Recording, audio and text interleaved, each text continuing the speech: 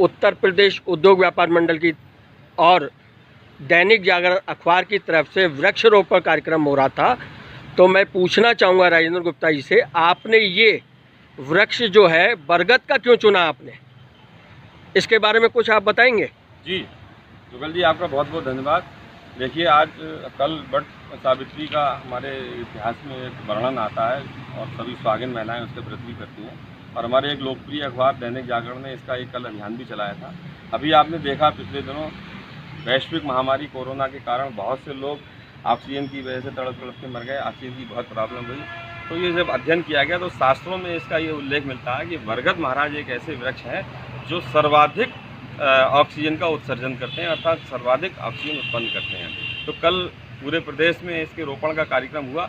हमने आज पूरे जनपद में और बरेली में अपने हाथ में इसके रोपण का काम किया है और आज हमने लिया है। और बरगद का वृक्ष ही, बरगद का पौधा ही क्यों लगा रहे हैं, इसके बारे में एक छोटी सी लघु कथा आपको सुनाना चाहता हूँ। द्वापर में भगवान श्री रामचंद्र जी को जब वनवास हुआ था तो वह अपने भ्राता लक्ष्मण और माता सीता के साथ जब वन में गए थे तो भिन्न भिन्न स्थानों पे गए।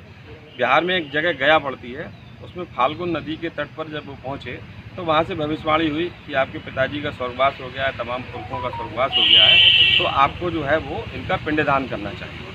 तो चूँकि गया में पिंडदान इसलिए होता है कि भगवान राम और लक्ष्मण जी उस समय सारे जंगलात थे आसपास में, कुछ था नहीं, तो कहीं आगे गए कुछ पिंड के लिए व्यवस्था करने। लेकिन देर हो गई, सीता माता वहाँ बैठी हुई थी, उनको ये चिंता हुई कि भविष्यवाणी हुई है, संध्याकालीन समय निकला जा रहा है, अगर पिंडदान नहीं हुआ तो हमारे पुरखों को गति नहीं प्राप्त होगी। तो उन्होंने फल्गुन नदी का रेत लिया, उसके पिंड बनाए और पिंडदान उन्होंने कर दिया।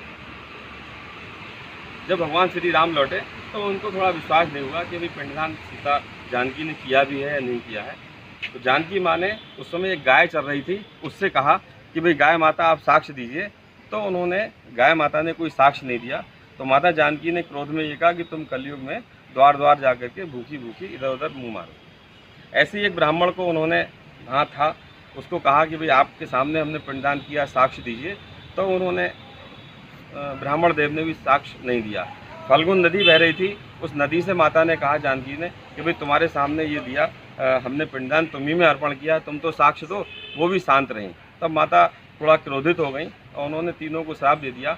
उसके बाद वहाँ पर एक अक्षय बट वृक्ष महाराज भी थे, उनके सामने माँ सीता गई और उन्होंने कहा कि हे बट वृक्ष भगवान, आप तो बताइए, आपने तो देखा है हमें पिंडदान करते हुए।